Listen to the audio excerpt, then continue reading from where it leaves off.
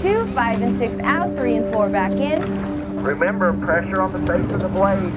Tap it down on the square, then feather it away. All right, let's get started. Here's 1. Shocker rowing is different because, like, when you think of Wichita State in Wichita, Kansas, you think of, like, basketball, and you think of, like, not water sports. And the fact that we have been so good and very highly ranked nationally is surprising. And throw. It feels unique. It's not something a lot of people know about in the Midwest or think about when they think about Wichita State. And I love that it's kind of an equal ground. I was rowing from 1994 to 1998. I used to play basketball in high school, but because I was on a team, they had sent out a flyer for people who had previous experience, and I just thought, hey, let's give this a try. Maybe it's something for me, and it turned out to be, it was for me.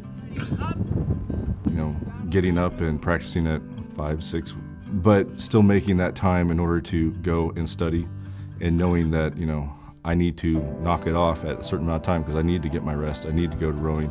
And in some ways that helped with the schooling aspect of it. You know, I think there are a lot of really tangible skills from rowing, be it time management or just being able to deal with adversity, you know, getting to the point where you're able to take things in stride and handle extra stressors when you already have a pretty full plate. Definitely are things that have translated, you know, almost directly into what I do now every day. So going to physical therapy school, there was a lot to manage, and being a student athlete, I feel really helped prepare me for that. Being a physical therapist, I relate to patients who are either going through injuries or trying to heal and get better, so I think that aspect helped as well. Be patient enough, get the blade squared. Us in the boat, we have worked together.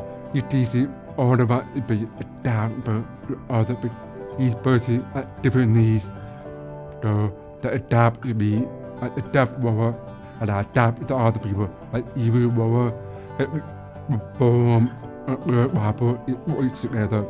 And you know, when you're constantly trying to get into rhythm in a boat, suddenly becomes that your lives start to be in rhythm with each other. In 2, bow pair in. Power day, you do that one, that's you. That I work together. And I've taken what I've learned at Shocker Rowing, and I'm actually have helped teach lots of high school and junior high kids how to row. So it continues to be a lifelong sport. You know, something to keep me busy and keep me active and help, you know, make some friends.